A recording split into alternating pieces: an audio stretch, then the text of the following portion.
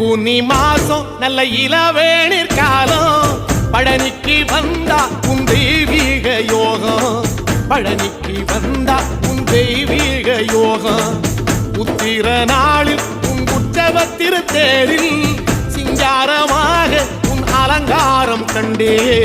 அலங்காரம் காண நான் ஆனந்தமானே கைலாசன் மகராசா உன் வாசல் வந்தேனே குளிரான பன்னீரால் அபிஷேகம் கண்டேனே